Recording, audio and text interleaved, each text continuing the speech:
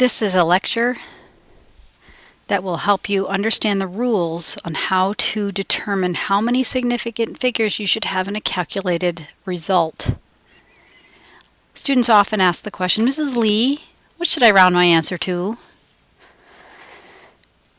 The bottom line is that your calculated result can't be more precise than your original measurements. So the answer to your question about how to round goes back to what your original measurements had in terms of significant figures. There's a rule for when you're multiplying and dividing, and there's a rule for when you're adding and subtracting. When you're multiplying, you go back to your original measurements. In this case, 4.29 and 3.24, which in this example we're going to multiply them. 4.29 has three significant figures. 3.24 also has three significant figures. So in your calculator, you'll get the answer 13.8996. That answer should be rounded to reflect the fewest number of significant figures in your measurements. In this case, they happen to be the same, three significant figures apiece, which means your final calculated answer should have no more than three significant figures. So rounding 13.8 to the third significant figure would be to the tenths place, but because the 9 will push up the 8, this becomes 13.9 centimeters squared. In the example, 4.29 centimeters times 3.2 centimeters, in this case we have three significant figures in the 4.29 value, and 3.2 has two significant figures. So in this case, when your calculator gives you the answer 13.728, you'll need to round that to have the fewest number of sig figs, which in this case was 2. So this should be rounded to 14 squared centimeters.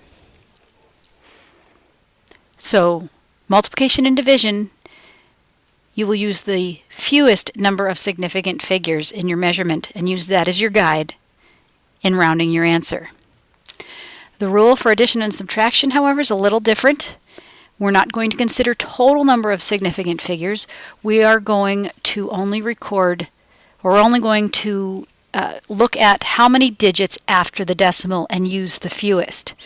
So in this case, 9.309 has three digits after the decimal. 64.2 has one digit after the decimal. 98.235 has three digits after the decimal, and 6.72 has two digits after the decimal. That means after you've added up all four of these numbers, you need to round your answer let's go back. The fewest number of sig figs was back here in the 64.2. We had one digit after the decimal. So that doesn't mean we're going to round our final answer to have only one significant figure. What this means is we're going to round our answer to have only one digit after the decimal. So we're rounding to the fewest digits after the decimal.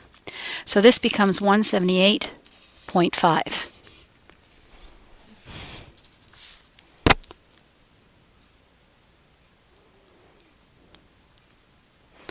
In the next example, 7.524, three digits after the decimal.